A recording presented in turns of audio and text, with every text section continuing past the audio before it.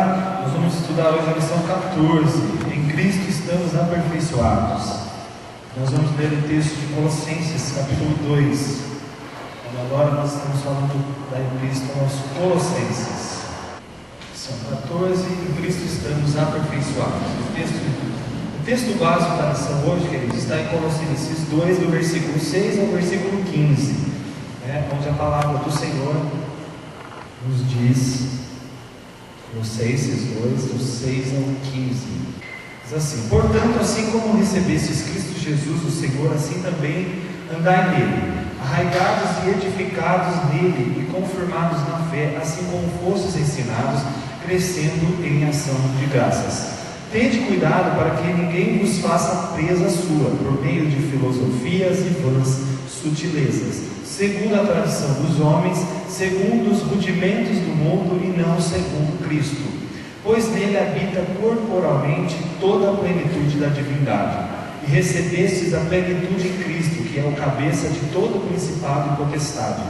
Nele também fostes circuncidados com a circuncisão não feita por mãos humanas, mas com a circuncisão de Cristo, tendo sido sepultados com ele no batismo, nele também ressurgistes pela fé no poder de Deus, que o ressuscitou dentre os mortos, e a vós outros que estáveis mortos nos vossos pecados e na incircuncisão da vossa carne, vos vivificou com ele, perdoando-nos todos os nossos delitos, havendo riscado o escrito de dívida que havia contra nós nas suas ordenanças, o qual nos era contrário, tirou-o do meio de nós, cravando na cruz, e tendo despojado os principados e as potestades, os expôs publicamente ao desprezo e triunfou sobre eles na cruz.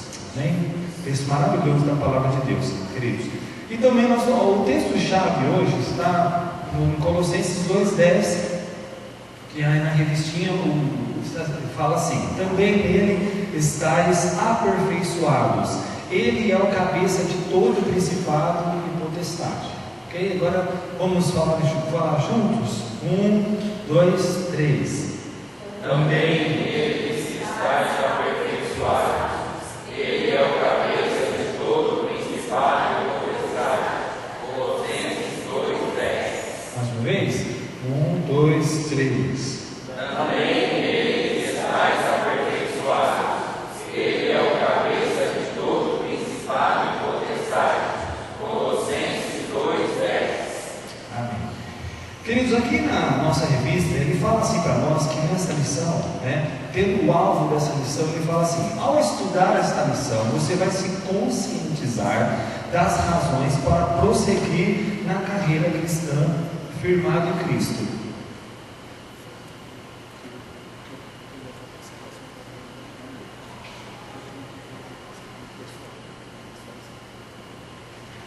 Ao estudar essa lição, você vai se conscientizar das razões para prosseguir na carreira cristã, firmado em Cristo, e não se sujeitar a qualquer sistema religioso enganador, pois a obra redentora de Cristo é excelente. Ok? Então o alvo da nossa lição é que nós venhamos prosseguir na carreira cristã. Por isso que, irmãos, a gente sempre fala na igreja que é necessário que nós venhamos aprender da palavra de Deus. Quando a gente fala dar ênfase ao Novo Testamento, é justamente por isso, porque as doutrinas cristãs, as doutrinas para a igreja, para a vida da igreja, elas se encontram no Novo Testamento. No Velho Testamento nós vamos ver a manifestação de Deus, o operar de Deus, só que ali ele estava falando para o povo de Israel. Agora, a partir do Novo Testamento, ele está falando para a sua igreja, para a igreja que não é feita só de judeus, não é formada só de judeus, ela é formada de judeus e também de gentios. No caso, nós que fazemos parte dessa igreja, a igreja de Cristo. Então hoje, as doutrinas que nós devemos seguir, as doutrinas que são base para a nossa vida como igreja, estão descritas, principalmente nós vamos ver nas cartas, porque lá nos evangelhos nós vemos a vida de Cristo, entendemos os seus milagres, os seus feitos. Atos fala do agir da igreja movida pelo Espírito Santo, onde há dispersão, para onde eles vão cumprir o ID, e levar o evangelho, funda-se igrejas, e a partir daí nós vamos ver que essas igrejas elas tinham que ser mentoreadas, elas tinham que ser lideradas, né? E aí toda a doutrina da salvação, toda a doutrina de salvação, ou mesmo toda a doutrina para a igreja, nós vamos encontrar nas cartas. Então agora nós, como cristãos, que nós somos igreja de Cristo, então nós temos que nos ater profundamente nos ensinos daquilo que as cartas estão falando sobre as doutrinas, sobre a igreja, sobre todas as coisas, porque para nós, esse é o nosso chamado agora, como igreja, nós vivemos essas realidades, a realidade que está em Cristo. Por isso, né, até a gente tem falado que os temas, as pregações, qualquer coisa nossa da igreja tem que ser cristocêntrica, sempre, colocando Cristo como centro das nossas pregações, ou mesmo dos nossos cultos, né? Porque às vezes você vai ver que em certos lugares, você vai ver aquelas músicas, eu quero isso, eu quero aquilo, me dá isso, me dá aquilo. Não, nós temos que cantar a obra de Cristo, nós temos que anunciar Jesus, nós temos que, porque o culto é um culto a Deus, não é um culto a nós. Então nós servimos a Deus, nós glorificamos a Deus. E aqui, irmãos, quando ele fala a carta dos Colossenses, né, é até interessante, o alvo da missão é que nós temos que prosseguir na carreira cristã firmado em Cristo. Então nós temos que estar cada dia mais firmado nas doutrinas cristãs, naquilo que Deus estabeleceu, porque a revelação da obra de Cristo, a sua plenitude, todo o seu significado, tudo aquilo que está contido nela, nós vamos aprender justamente nas cartas. É ali que, né, Paulo é usado poderosamente, né, para trazer as revelações do Senhor acerca da obra de Cristo. Então ali nós vamos entender todo o significado dessa obra e aonde ela nos leva e o que nós podemos vivenciar através disso. Então, irmãos, nós precisamos aprender. Por isso, leia Romanos, leia Coríntios, leia Gálatas, Efésios, Colossenses, Filipenses, Tessalonicenses, Timóteo, Tito. Coma a palavra de Deus, coma a Bíblia, coma os ensinos do Senhor, porque para nós agora é isso que nós temos que aprender. Esse é o alvo. A igreja cristã, ela tem que estar firmada nas doutrinas cristãs, nas doutrinas cristãs, ok? E ele fala aqui para nós, ó. Então é para prosseguir na carreira cristã, firmado em Cristo, e não se sujeitar a qualquer sistema religioso enganador, pois a obra redentora de Cristo é excelente. Irmãos, nós temos que, assim, desde que a igreja foi fundada, lá quase 2000 anos atrás, houve algumas dificuldades dentro da igreja, porque na verdade quem eram os detentores do conhecimento da palavra de Deus eram os apóstolos, né? Na verdade eles estiveram com Jesus, 12 homens, que um se perdeu, mas depois eles, pelo Espírito Santo, foi escolhido aquele que ia ocupar o lugar dele, mas foi um homem que esteve desde o começo com ele. Então ele participou de tudo que Cristo fez. Então aí, a partir daí, quando Jesus foi elevado, quando ele foi embora dessa terra, quando ele foi, né, foi elevado mesmo, como a Bíblia fala, né, quando foi recebido aos céus novamente, ele deixou a incumbência aos discípulos. Aí os discípulos eles tiveram que fazer, né, outros discípulos. E aí, no começo, não havia Bíblias, tá? Não é como hoje que nós temos Bíblias nas nossas mãos. Não, o ensino estava nas mãos dos discípulos. Então, eles, segundo os estudos teológicos, eles foram mais ou menos a começar a registrar alguma coisa 70 anos depois. Então, quer dizer, enquanto isso, todo o ensino era oral, era passado por aqueles que eram dotados do conhecimento do Senhor. Só que o que aconteceu? Começou a surgir heresias dentro da igreja. Ou seja, porque lá onde eles estavam plantados, principalmente no mundo grego, havia a filosofia. E a filosofia, eles tinham várias linhas de pensamentos, né, filosóficas. E aí essas filosofias, algumas interpretavam de acordo com o que eles tinham aprendido, como Aristóteles, como esses homens que, se você estuda filosofia, você vai conhecer um pouco deles. Então o que aconteceu? Aí essas vãs filosofias começaram a entrar no meio do povo de Deus. Então eles começaram a crer em Cristo de uma maneira, não como a Bíblia falava, mas assim, já misturado com o ensino grego, com as filosofias, com as coisas. Por isso que aqui nessa carta ele chamou os colossenses para estarem atentos a Cristo, né? E não dar ouvidos às vãs filosofias, aos ensinos desse mundo, mas que eles estivessem presos à realidade de Cristo. Irmãos, hoje as igrejas precisam ainda, mesmo assim, mesmo tendo a Bíblia na mão, muitas igrejas, elas têm se perdido diante da palavra de Deus. Por quê? Porque muitos ensinos errôneos, muitas coisas ainda, coisas que vieram lá de trás, ainda elas permeiam dentro de igrejas. Algumas coisas que as igrejas vivem hoje, só que é camuflado com outro nome. Obrigado, irmão. Ele é camuflado com outros nomes, né? Então, por isso que a gente tem que estar atento. Irmãos, nós temos que estar atentos à sã doutrina, à obra de Cristo, aquilo que Deus estabeleceu e que está escrito aqui em cada palavra que nós lemos aqui na palavra de Deus. Então ele fala assim: o aluno será capaz de compreender melhor a obra excelente de Cristo na cruz.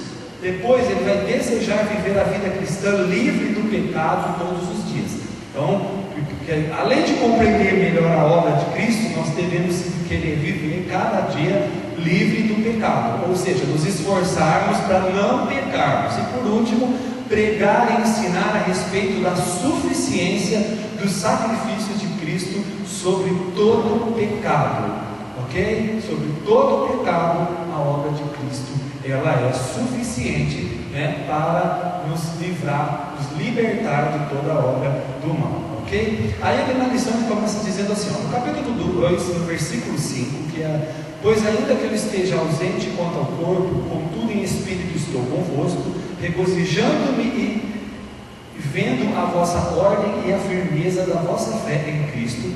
Paulo indica que os colossenses estavam firmes na fé em Cristo. Eles demonstravam capacidade para resistir aos ataques dos falsos mestres, ok? Então eles estavam preparados, né, aquilo que Paulo está falando. Olha, ele tinha uma convicção que aquela igreja, ela estava firmada na palavra de tal maneira, né, que eles estavam, né, protegidos dos falsos mestres. Haviam recebido a Cristo por meio do ensinamento seguro de Epáfras. Então quem foi o responsável? Epáfras foi o líder que pregou a Cristo verdadeiramente, e eles estavam bem fundamentados sobre a palavra. Porém, Paulo achava prudente adverti-los a continuarem com firmeza a caminhada cristã e a não se deixarem iludir com as sutilezas dos inimigos do Evangelho. Então, mesmo que eles estavam firmes, irmãos, o que a lição nos mostra é que Paulo usou, mesmo sabendo que eles estavam firmes, ele estava ainda fortalecendo eles ainda mais. Por quê, irmãos? Porque o diabo, ele vai usar de sutilezas, são coisas sutis para tentar distorcer a palavra de Deus, para tentar causar, né, destruição dentro da própria palavra de Deus, dentro da igreja de Cristo. Porque aqui você vai ver assim que aquilo que é muito evidente, irmão, aquilo que é muito visível, a gente vê na cara, isso daí nada a ver, mas são as sutilezas, as coisas pequenas, as coisas sutis, assim, que às vezes podem passar tão despercebidas, mas são elas que causam grande destruição, né?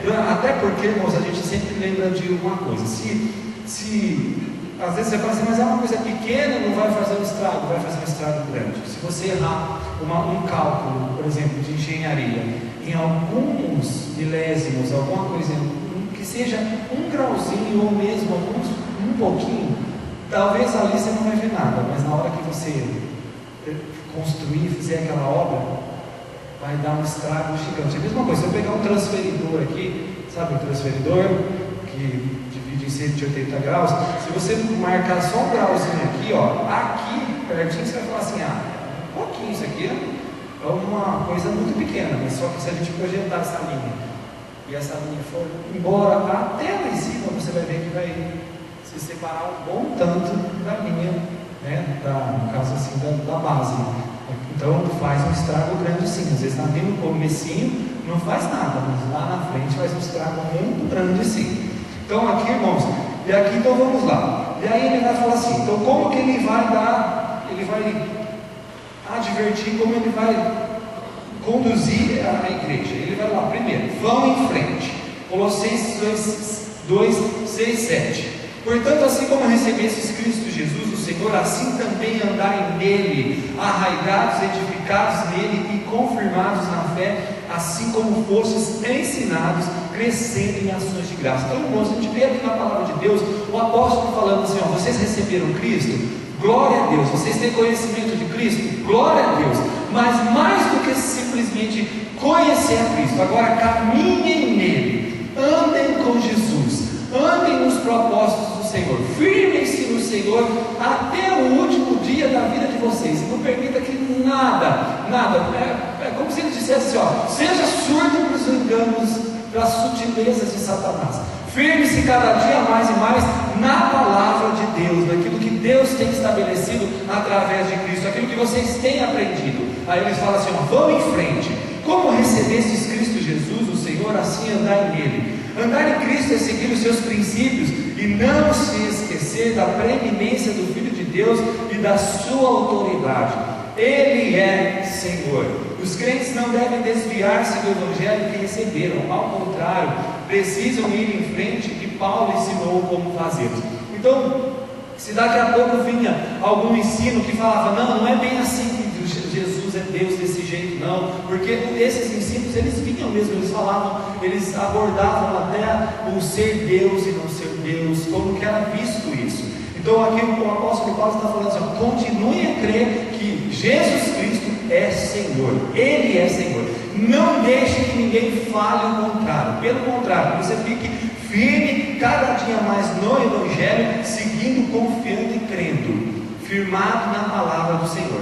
Ele fala assim também, o vão em frente, ele divide em 4 tópicos que vai ser radicados, edificados, confirmados na fé e crescendo em ações de graça. Então, o ir em frente, radicados, significa radicados, arraigados e edificados neles e confirmados na fé, assim como fostes ensinados, crescendo em ações de graça. Como uma árvore cujas raízes penetram no solo, os cristãos estão enraizados em Cristo e não em qualquer tradição ou filosofia humana. Então, o que eles deveriam estar? Conhecendo a Cristo, sabendo quem é Cristo, conhecendo as doutrinas de Cristo e firmado como uma árvore que afunda suas raízes no solo, e vão ficar, mesmo que venham os ventos e as tempestades, ela vai ficar firme ali. Assim deveriam ser eles, ou seja, enraizados cada dia mais e mais, né? E não dar ouvidos para as filosofias humanas. Então ele fala assim, então até ele compara, né? Como raízes profundas, até uma pequena planta pode resistir à tempestade. Então, cada dia mais nós devemos nos enraizar em Cristo, no conhecimento de Cristo, na palavra de Cristo. Aí ele fala edificados, então enraizados como fundamento, né? Bem firmado, depois edificados. A igreja é como um edifício espiritual, alicerçado em Cristo. É ele o alicerce e também a pedra de esquina, que dá firmeza às paredes de toda a construção. Ele é o fundamento e nós somos edificados sobre ele, a rocha eterna. Então nós estamos, toda a nossa vida, todo o conhecimento da igreja, irmãos, ele é edificado sobre a rocha.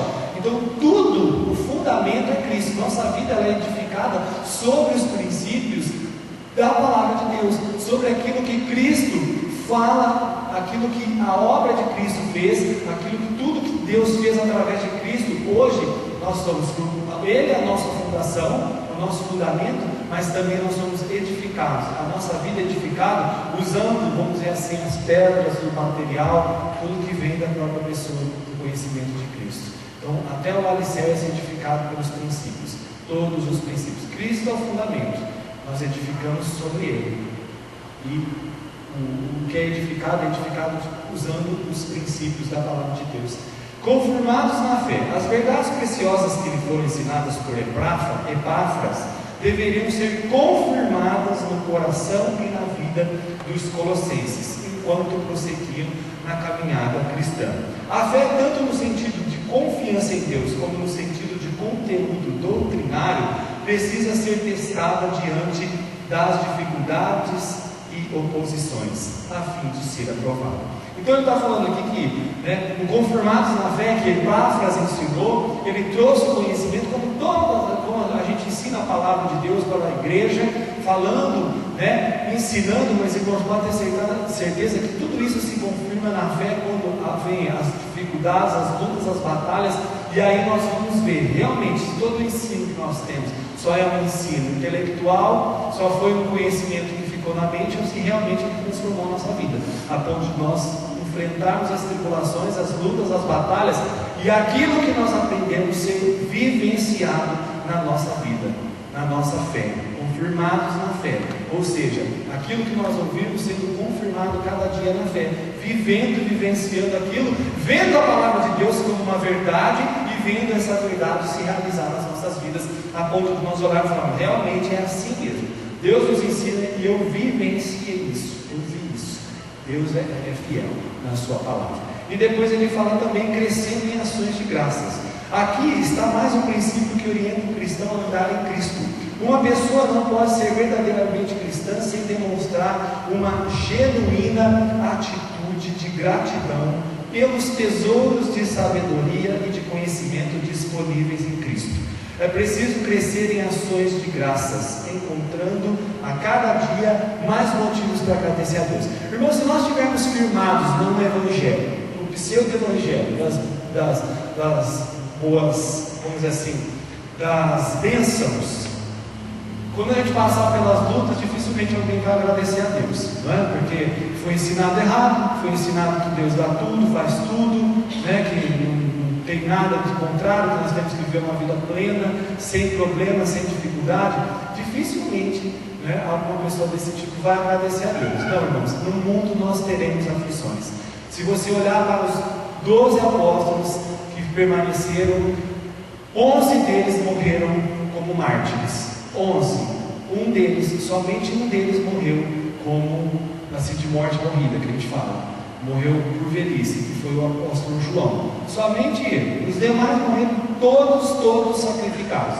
Então, se a gente acreditasse no Evangelho, né, que dá tudo, que Deus faz tudo, porque tem propósitos, em Deus há propósito para todas as coisas, até às vezes quando se há uma enfermidade. Se Deus permitir, irmão, pode ter certeza que algum propósito Ele tem. Às vezes, né, a forma de glorificar a Deus vai ser através daquilo ali. Então, esse negócio que nós temos, isso aí é lorota. Isso daí não é o Evangelho de Cristo. Porque Paulo era assim com o homem, foi usado poderosamente. Nós temos grande parte da Bíblia nas nossas mãos, as cartas foram escritas por ele, e no entanto ele morreu. Não é? Ele passou necessidade, como ele mesmo disse, ele sabia tanto ter abundância como necessidade. Então ele falou assim: tudo posso naquele que me fortalece. Então, quer dizer, de qualquer forma, a vida de Paulo não estava firmada em benefícios, mas sim na fé que ele tinha em Cristo Jesus. E aqui nós vamos ver, irmãos, quando ele fala que é interessante, gratidão pelos tesouros de sabedoria e de conhecimento. Por que eu falei sobre o pseudo-evangelho? Justamente por isso. Porque se a gente acreditar no pseudo-evangelho das coisas das bênçãos, nós não vamos dar graças muitas vezes por aquilo. Não, mas aqui a Bíblia nos ensina a agradecer a Deus pela riqueza do conhecimento de Deus. O privilégio de nós termos essa palavra, essa revelação da palavra de Deus que hoje nós temos através de Cristo. Irmãos, eu não sei como que você reage diante daquilo que você lê, do conhecimento, da grandeza da palavra de Deus, quando Deus descortina os seus olhos, os nossos olhos espirituais, para aprender cada dia a realidade que Deus fez através do teu Filho. Irmãos, é isso que ele está dizendo, agradecer a Deus pelo conhecimento de Deus, por aquilo que Deus fez através do seu Filho e deu à igreja o privilégio de viver aquilo. Então é agradecer por isso, não é pelas bênçãos, mas sim pelo conhecimento. Aqui ele fala pelos tesouros de sabedoria e de conhecimento disponíveis em Cristo. Quando a gente canta lá,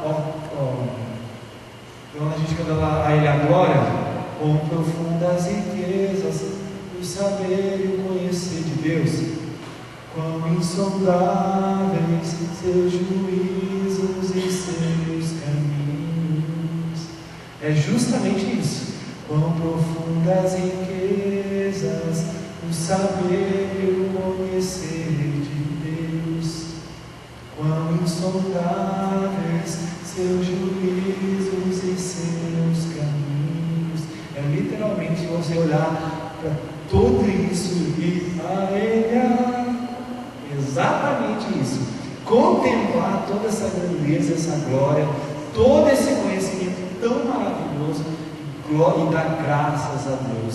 A Ele a glória para sempre. Amém, irmãos. É maravilhoso conhecer a palavra do Senhor.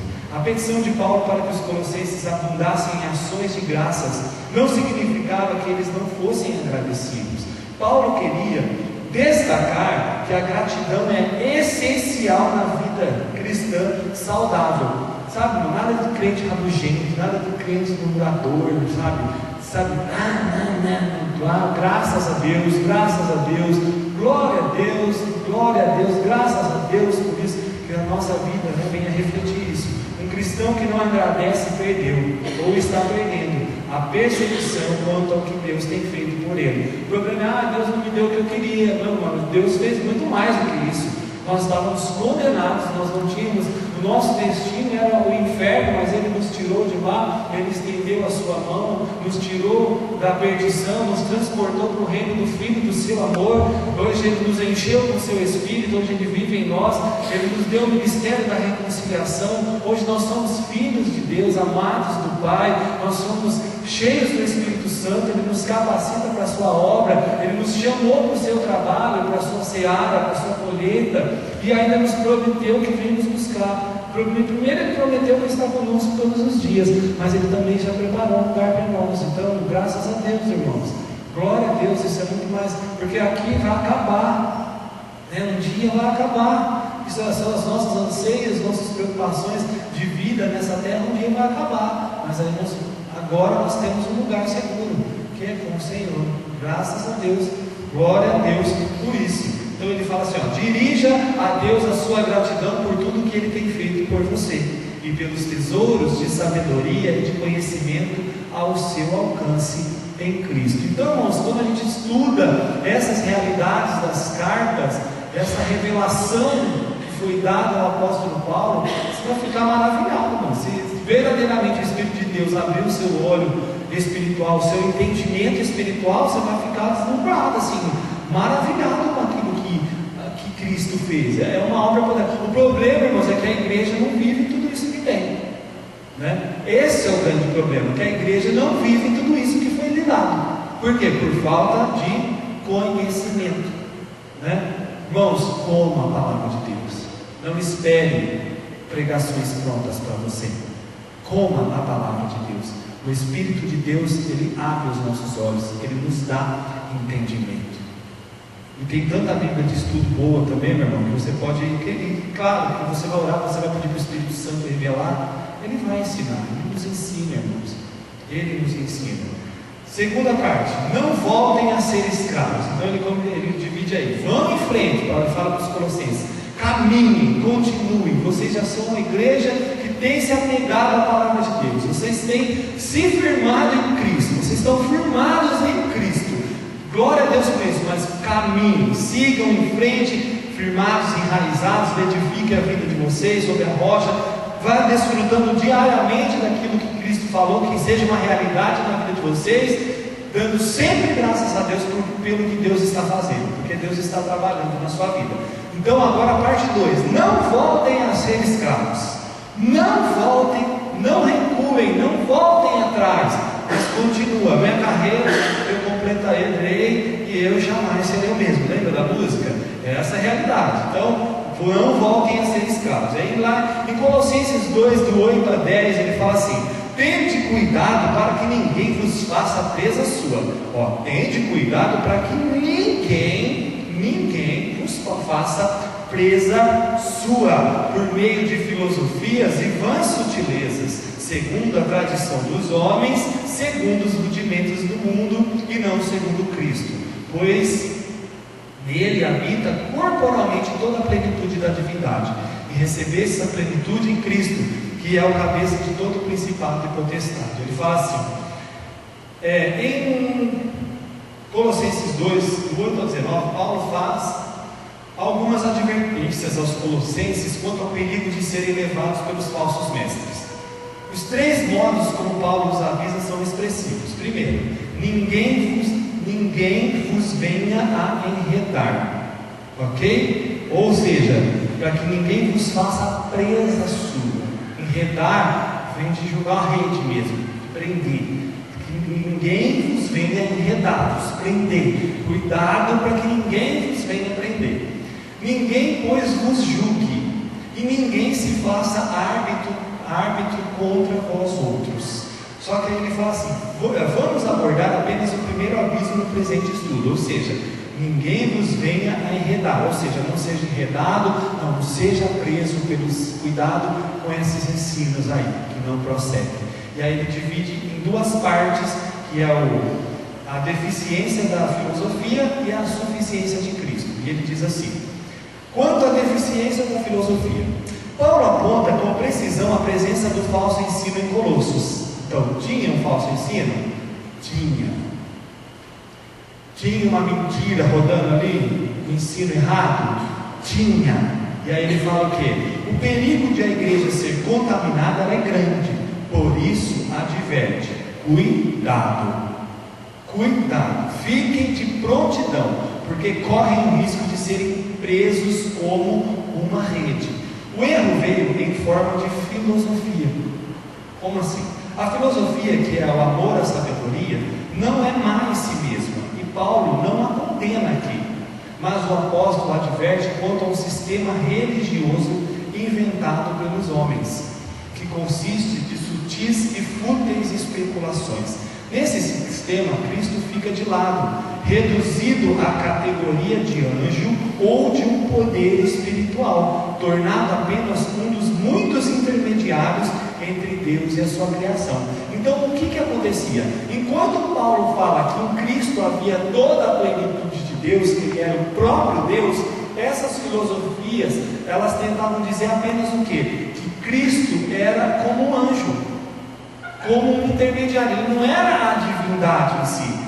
Irmão, se a gente acreditar nisso, a gente perde o sentido da cruz, aquilo que Deus fez, todo o conhecimento de Deus em Cristo se anula diante disso. Então, quer dizer, eles jamais vai poder viver a plenitude da palavra de Deus. Então, aqui ele fala assim, que essa filosofia, ela vinha justamente para isso. Então, se entra isso dentro da igreja e fala assim, quem que fala que Jesus não é Deus?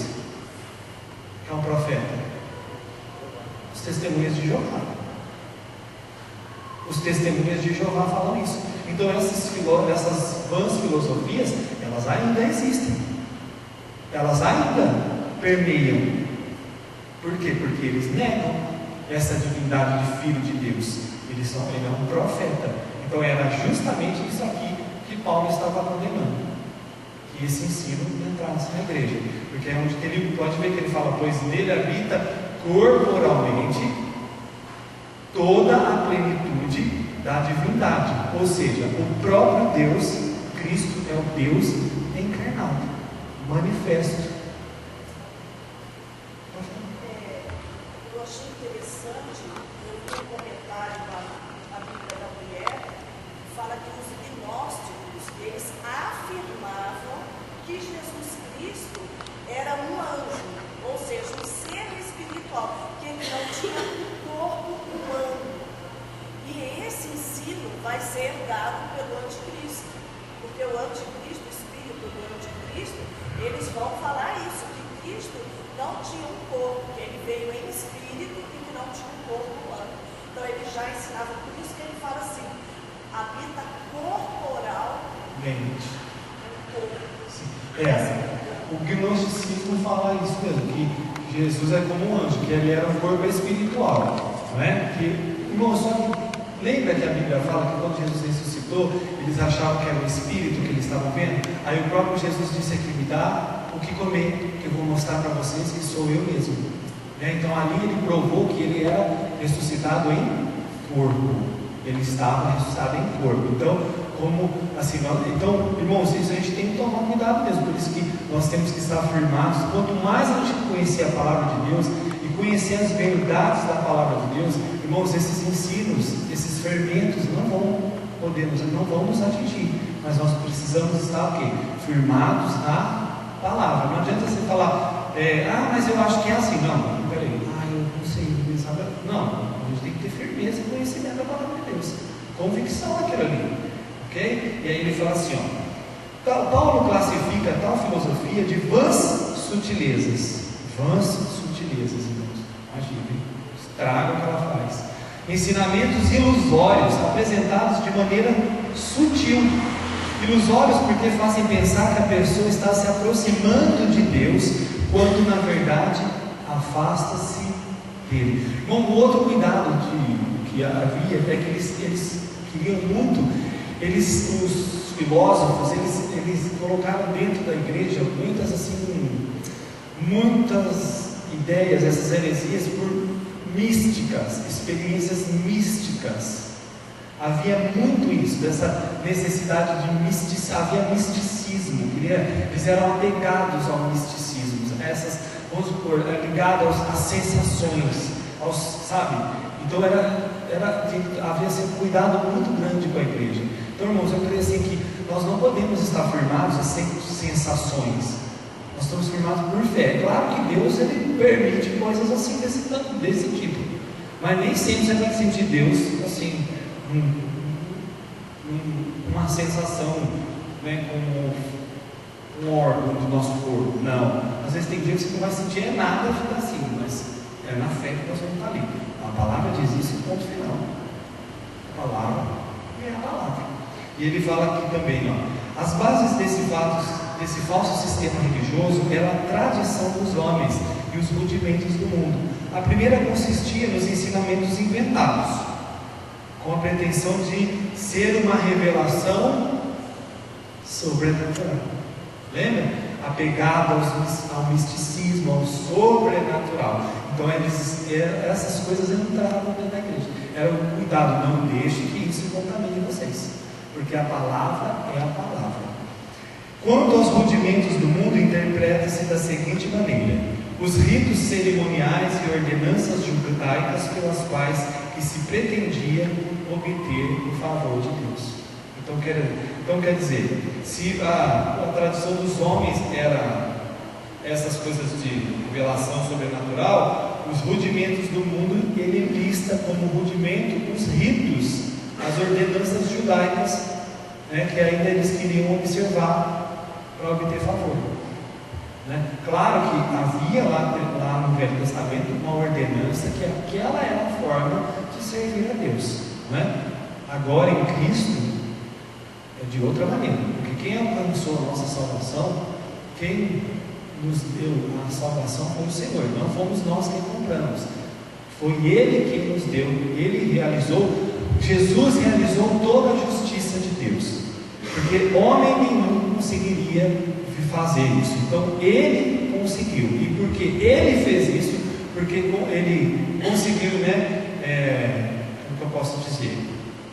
Ele conseguiu suprir a justiça de Deus, a cobrança da justiça de Deus na sua vida. Então ele se tornou o autor da salvação. Então por isso, por Ele, pelos méritos dele, hoje nós recebemos a salvação. Ok? As forças do universo, como o fogo, a terra e a água, a influência das estrelas e outros supostos poderes que a superstição tem usado para aprisionar o espírito dos homens, incluindo os poderes demoníacos. Então aqui ele fala rudimentos do mundo, né? Além das cerimônias e ordenanças judaicas, ele também fala da utilização das forças do universo, esse uso dessas coisas para a obtenção de algum favor. Será que existe isso, irmãos? Será que existe isso, hein? Batendo com as estrelas? Um astrólogo faz o quê? Coisinha, pois é, pirâmide, um monte de coisa. Você está falando sobre essa questão desse misticismo todo. Eu vi algo ontem que eu fiquei assim perplexa. Essa novela que terminou, tal de Velho Chico, que até terminou com a morte de um dos atores, que por sinal era um ator principal, né? Gente, a macumbaria que eles fizeram antes do início dessa novela, se você ver as fotos, vocês vão ficar assim horrorizados. Foi uma consagração realmente às trevas. Então eles apelam realmente por forças demoníacas. Eles buscam isso, porque eles querem o quê? O sucesso. Aí vão atrás dessas coisas. Então eu digo uma coisa assim, essas novelas, meu Deus do céu, tem misericórdia, porque é macumba, é feitiçaria, é uma coisa assim absurda, e o negócio é muito pesado, é tão pesado que aconteceu o que aconteceu. Nessa novela foram duas mortes. No início, como fazia o pai, também faleceu de infarto fulminante. Assim, eu estava vendo, quando houve a morte do Domingos Montanheiro, que era o homem lá, o santo, na verdade, quando ele fez houve um ritual lá, que ele foi encontrado no rio, uma coisa assim, que os índios fizeram aquele ritual. Na verdade, os índios não sabiam fazer aquilo assim como se assim, é uma novela, nós vamos imitar, como se não, na verdade eles fizeram um ritual, aquele ritual foi um ritual verdadeiro mesmo, por quê? Porque eles não saberiam interpretar aquilo ali, aquilo foi feito como um ritual, e aí, infelizmente, olha aí o que acontece. Eu vi uma reportagem que o Lúcio falou, que ele pertencia. Ele falou que ele pertencia ao rio, que agora ele era senhor do rio, porque essa é a fé deles, né? Eles acreditam nisso. Então, gente, tem que tomar cuidado, tem que tomar muito cuidado. Nós temos que estar firmados na palavra, firmados no Senhor. E aí, queridos, ele vai falar agora da suficiência. Então, se nós vimos que a deficiência da filosofia, as dificuldades, a falibilidade da filosofia, nós vamos ver que em Cristo há uma suficiência, a suficiência de Cristo. Aí ele fala no versículo 9 e 10: pois nele habita corporalmente toda a plenitude da divindade, e receber essa plenitude em Cristo, que é o cabeça de todo o principado e potestade. Em vez de se sujeitarem ao sistema religioso enganador, os cristãos deveriam experimentar a suficiência de Cristo. Essa passagem bíblica descreve a gloriosa majestade da pessoa e suficiência do Salvador. Então, ao invés de ficar preocupado com as coisas místicas, as coisas que não eram plenas, eles deveriam olhar para Jesus como alguém majestoso, e suficiente Salvador.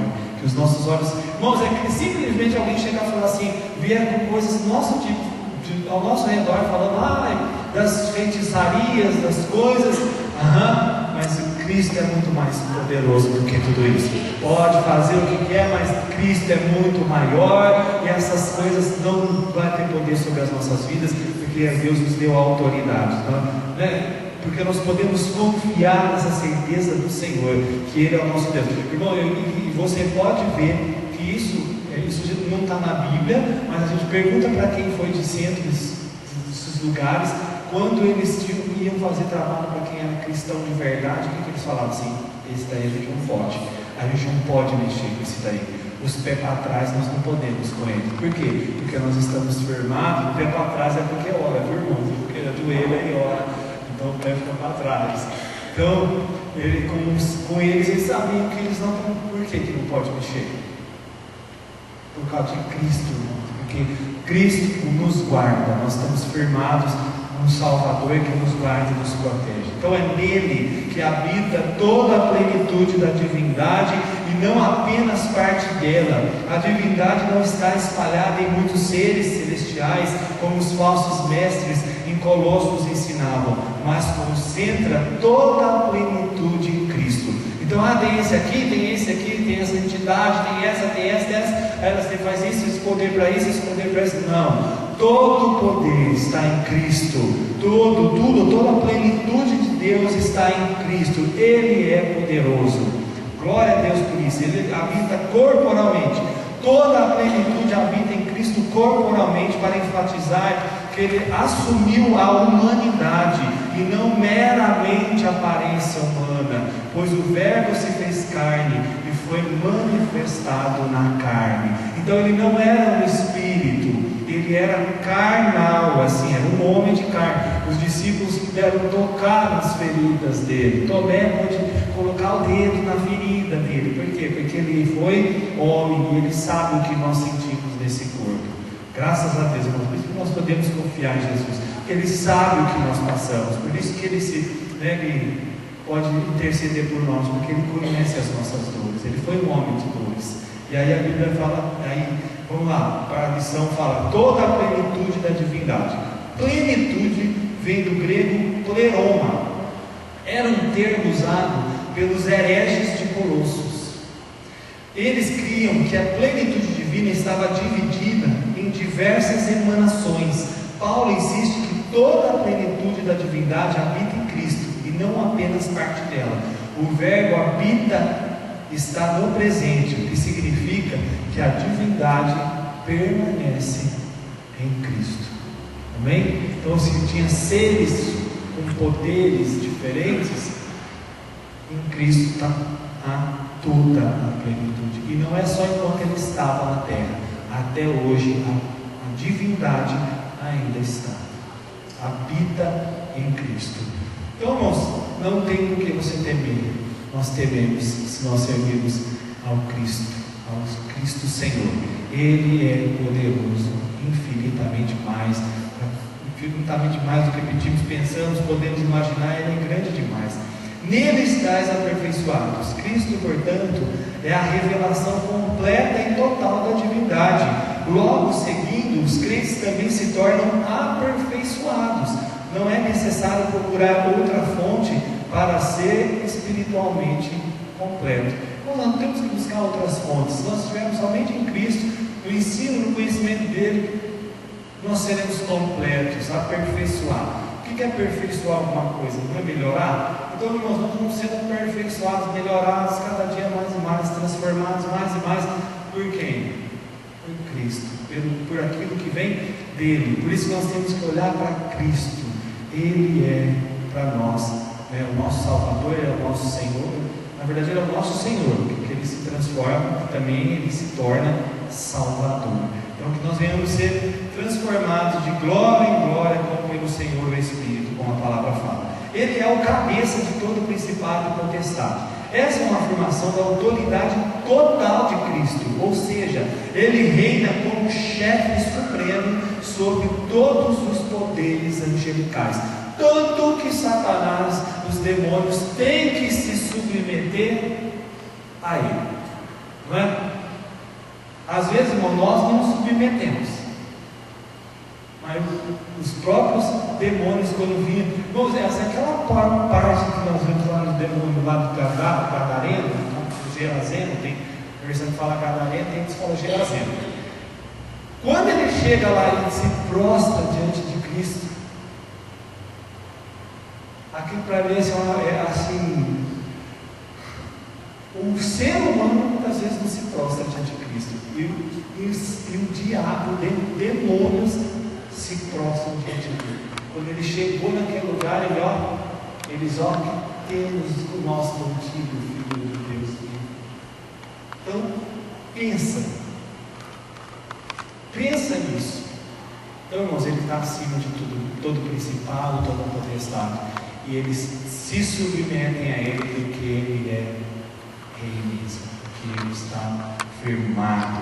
Então, até as trevas se submetem ao Senhor.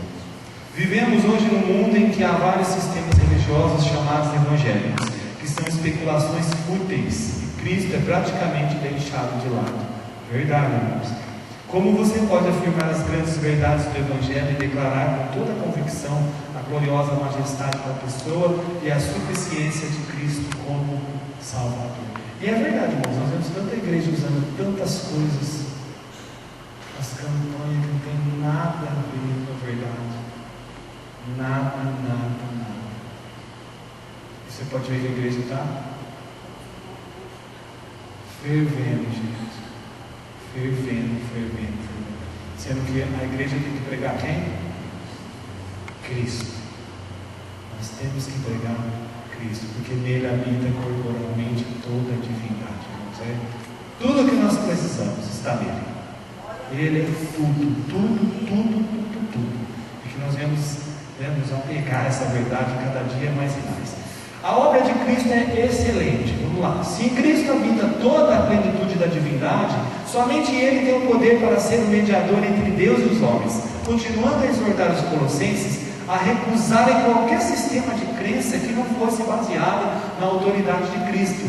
Paulo apresenta a excelência da obra redentora de Jesus. Então, irmãos, hoje, como a gente lê lá, por exemplo, 2 Timóteo, que fala sobre porque só há um mediador entre Deus e os homens, Cristo Jesus, homem. É por isso que, irmãos, a gente veio de segmentos onde a gente vê um monte de nomes, não é? Que intercedia por nós. Não intercede coisa nenhuma, porque o único que pode interceder por nós é porque aqui nós estamos vendo. Não é? Nessa lição, porque somente nele habita toda a plenitude. Ele é a ponte que nos liga a Deus. Então, para nós, essa é a firmeza que nós podemos ter. Somente Jesus. Por isso que nós só falamos de Jesus, porque realmente Ele é o caminho, a verdade e a vida, e ninguém vem ao Pai senão por Ele. Então está estabelecido em ponto final. Em Cristo há completa salvação. Os falsos mestres que atuavam em Colossos, assim como os da Galácia, ensinavam que a circuncisão era necessária para a salvação. Paulo combateu essa heresia com as afirmações contidas em 2 versículos. Então aqui ele vai falar, irmãos, a obra de Cristo é tão plena, nós devemos confiar nela plenamente, que nós não podemos permitir que falsos mestres ensinem outras coisas. Tanto que se você ler o livro de Gálatas, você vai ver assim, ele começa assim: ó insensatos Gálatas, começastes tão bem e agora já caístes da graça. Por quê? Porque vocês estavam firmes na fé, agora vocês deram ouvidos para ensinos errados de falsos mestres, e vocês estão deixando de lado a excelência daquilo que Cristo fez. Então ele fala assim, por quê? Porque lá para eles, os judaizantes falavam que deveria crer em Jesus, mas deveria circuncidar também para ser salvo, porque a circuncisão era a marca da aliança do povo de Deus com Deus. Tá, mas isso daí era para judeu. Agora para nós que somos gentios, hoje nós somos salvos pela fé, né? Pela graça de Deus mediante a fé. Então não tem que fazer marca nenhuma no corpo, porque a circuncisão que acontece, a marca que é feita, não é mais no corpo, é no coração, é no nosso espírito, é no nosso ser. Ele fala assim, fostes circuncidados. A circuncisão era um ritual da antiga aliança, significando que o homem fazia parte do povo escolhido por Deus. Qualquer homem circuncidado era considerado israelita e herdeiro das promessas feitas a Abraão.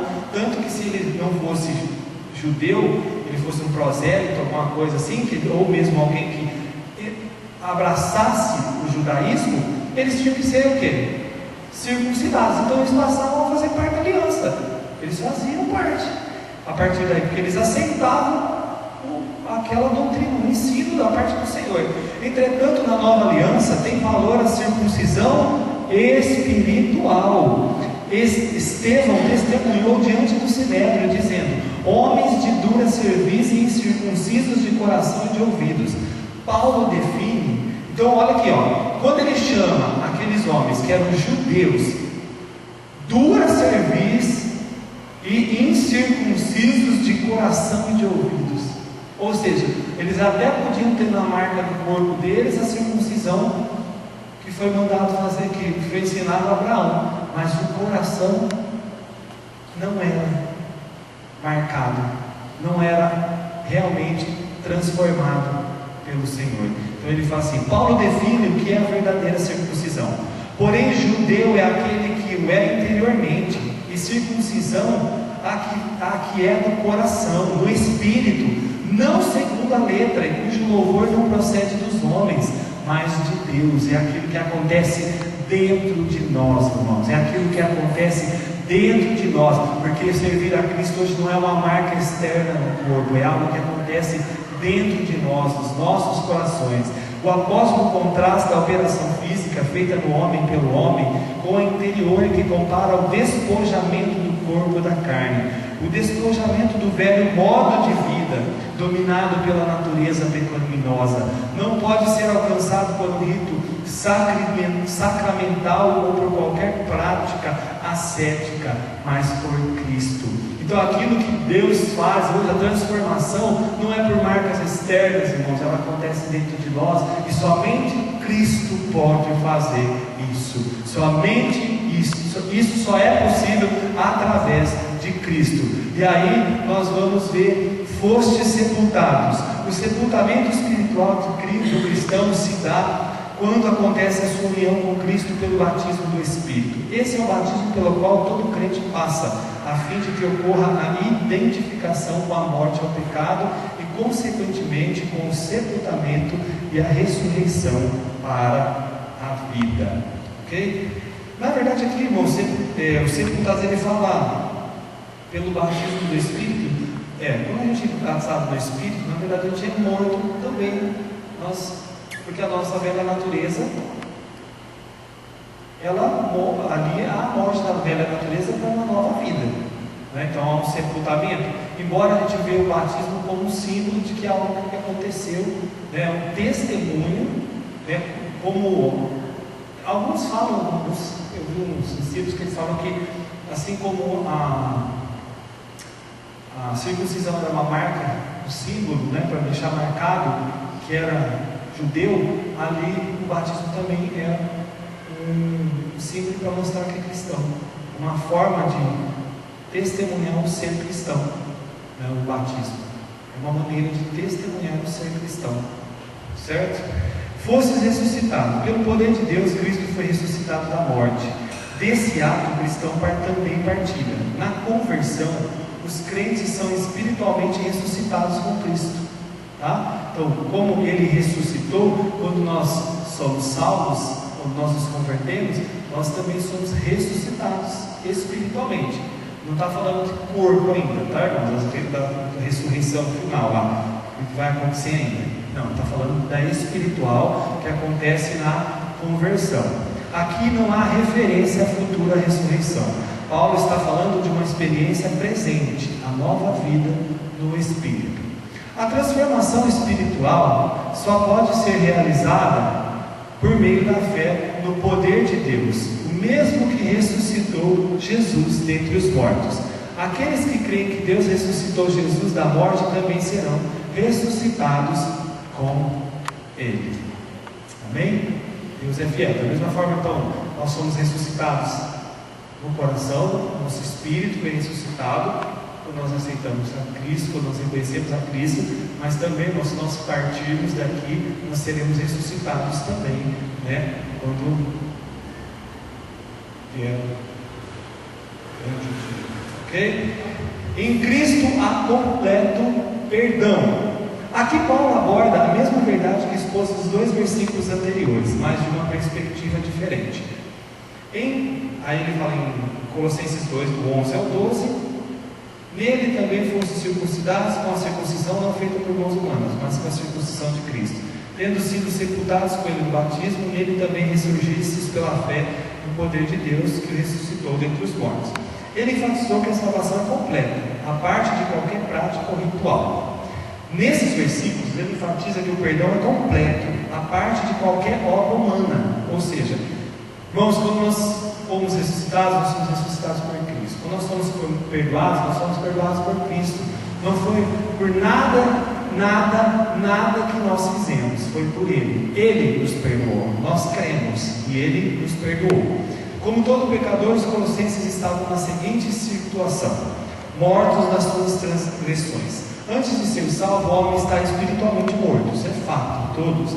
Isso significa dizer que é incapaz de responder a qualquer estímulo espiritual. A Bíblia e as verdades espirituais não fazem sentido para as pessoas nesse estado. São transgressoras porque transpassam os limites estabelecidos por Deus, razão pela qual estão separadas dele. Então, todos também estavam mortos nas transgressões, tanto os colossenses como os descalvadenses, como todos, né?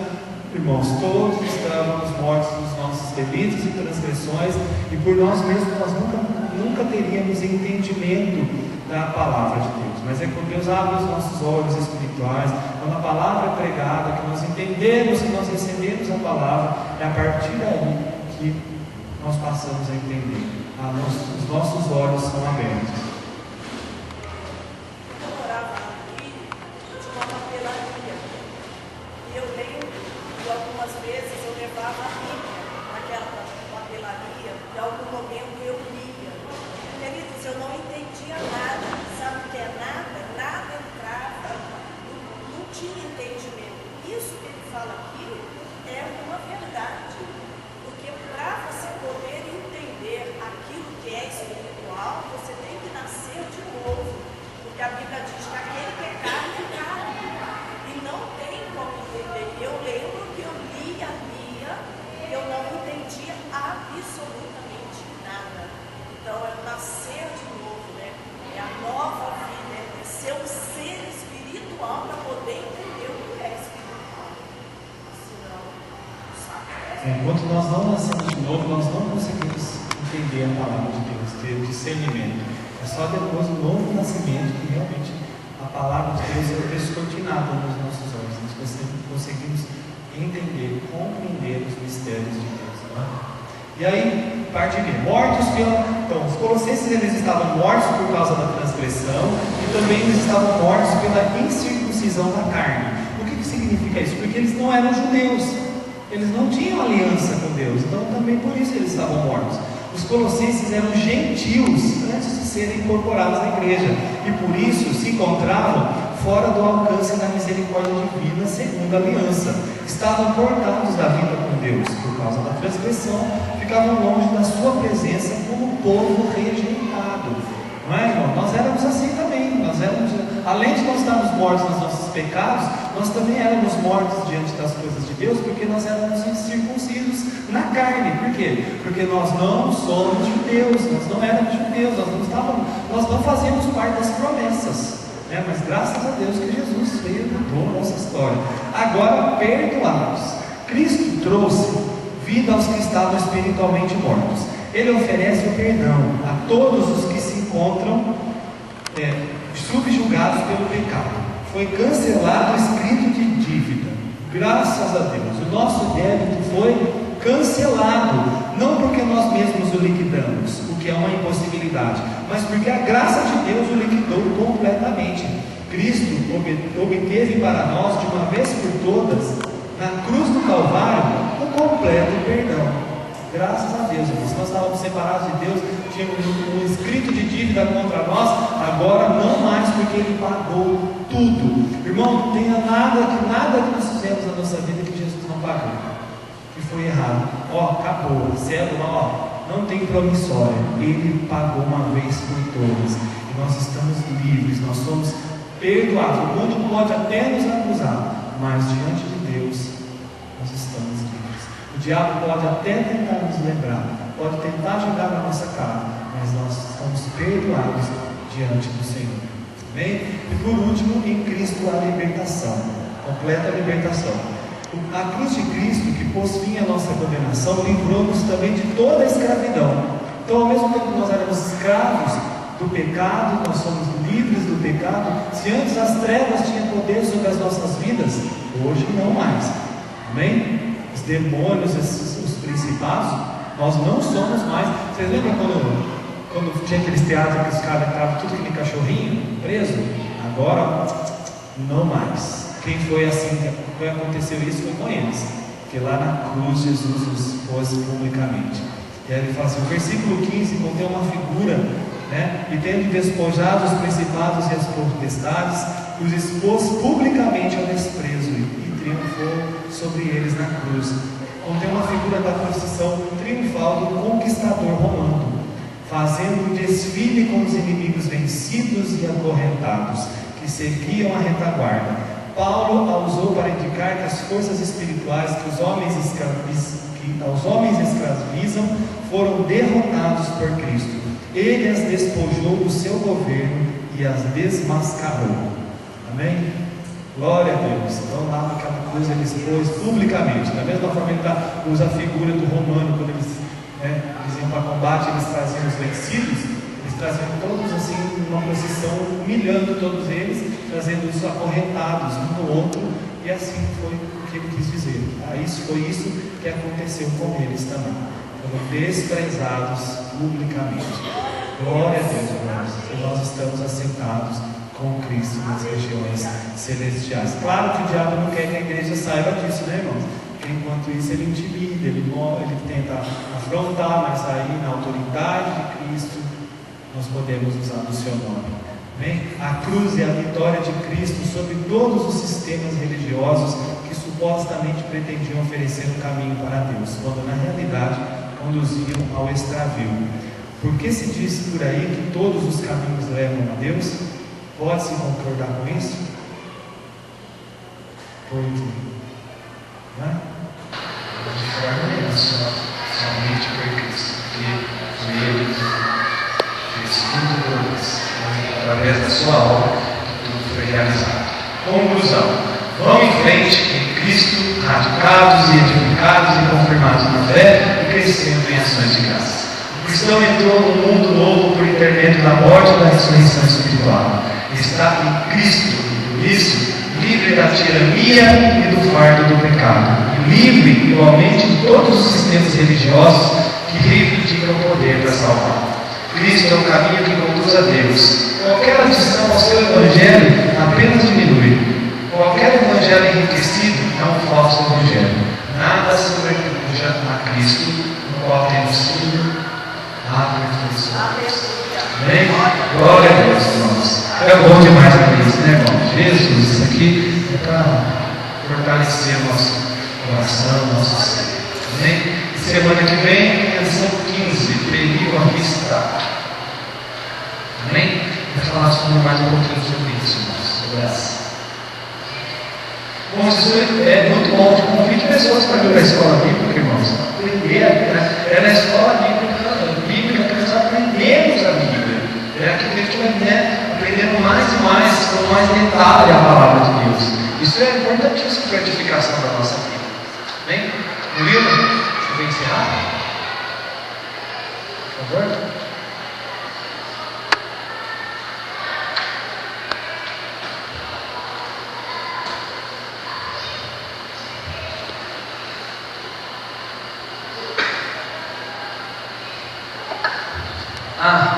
Você já vai encerrar, mas a gente quer dar um testemunho, por favor.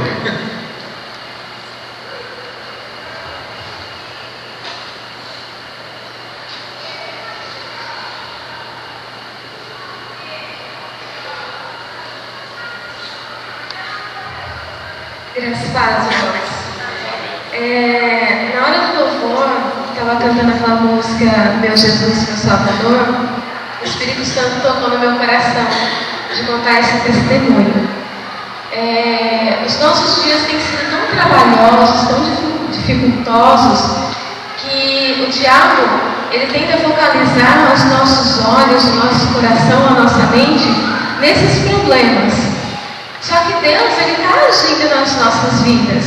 E eu falo isso por mim, que eu tenho vivido bênçãos que eu nem sei contar. E às vezes nós paramos para ver aquilo que Deus não está fazendo, mas Ele não está fazendo porque tudo está sobre o seu governo, porque não é da vontade dEle. E as bênçãos pequenas acontecem e a gente não para ver o cuidado de Deus. Então eu não senti de contar porque eu não sei como que está o teu coração aqui hoje. Às vezes isso você vai ouvir e vai falar, Edith, legal, Deus é bom, Deus é fiel. Mas eu creio que, eu não sei, isso está queimando no meu coração. Eu creio que vai acrescentar a tua fé. Porque Deus, Ele é o Deus grande, mas é o Deus dos pequenos detalhes também. Eu fui há 2 semanas para Araraquara, eu estou indo no dentista lá. E aí na correria, que vai com o ônibus da prefeitura e tudo, de colocar essa velha no carro, tudo, e acabei esquecendo de pegar o dinheiro para me alimentar. E cheguei lá, irmãos, cheguei lá às 6h30 da manhã. E tinha comido uma bolachinha em casa e não estava com fome. Na hora que me chamaram 8 horas da manhã, lá para a cadeira, deitar na cadeira do dentista, quando deu 11 horas, começou a bater aquela fome. E a aguinha do motor ia me alimentando, né? Anestesia, ia alimentando, porque eu fui sair 15:1 de lá. Irmãos, aí eu lembrei, cadê o dinheiro? Não era a menina mexendo no meu dente, eu falei, Deus, o que eu vou fazer? E justo aquele dia, o ônibus ia sair de lá às 6 horas da tarde.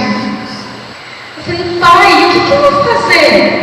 E eu já estava, meu estômago já estava fazendo um maior barulho. Aí eu saí 15:1, eu liguei para minha mãe. Eu falei, mãe do céu, eu esqueci o dinheiro. O que eu posso fazer, filha?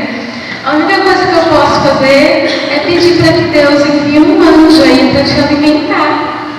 E ela disse que na hora que eu desliguei o telefone, ela foi, pegou a Isabel e elas foram orar para Deus. Irmãos, Deus ele é tão lindo, mas tão lindo, que Ele nem deixou a minha fome aumentar, sabe? Só deixou roncar ali, mas não deixou eu ficar trêmula.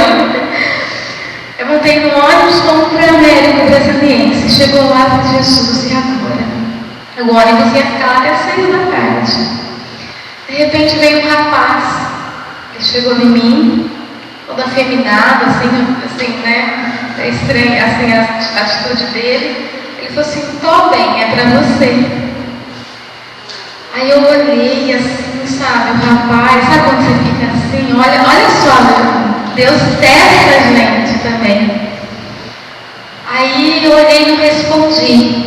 Aí uma senhorinha fez assim, pode pegar, filha, sou eu que estou te dando. Ai, irmãos, aquilo na hora, comecei, sabe, a chorar. Ela pegou, toma para você um salgado e um refrigerante. Aí eu comi, irmãos, como se fosse a minha melhor refeição do mundo. Aí na hora que eu terminei tudo, ela falou assim, eu posso te perguntar uma coisa? Você não vai ficar chateada com isso? Eu falei, não, pode perguntar. Você, de que igreja que você é? Eu falei assim, eu sou da Batista. Ela falou, eu sabia que você era minha irmã. Então, Deus cuida da gente, irmãos. Eu não sei porque eu estou falando esse testemunho, mas meu coração queimou muito no louvor. Deus cuida. Deus cuida, pode ter a certeza. Às vezes você fala assim, nossa, é um testemunho simples, mas é no simples que Deus age. Então, se Ele age no simples, Ele vai agir no grande também. Aqui é para o teu coração, e saiba que o Senhor é Deus, e Ele vai vir socorrer a tua causa. Amém?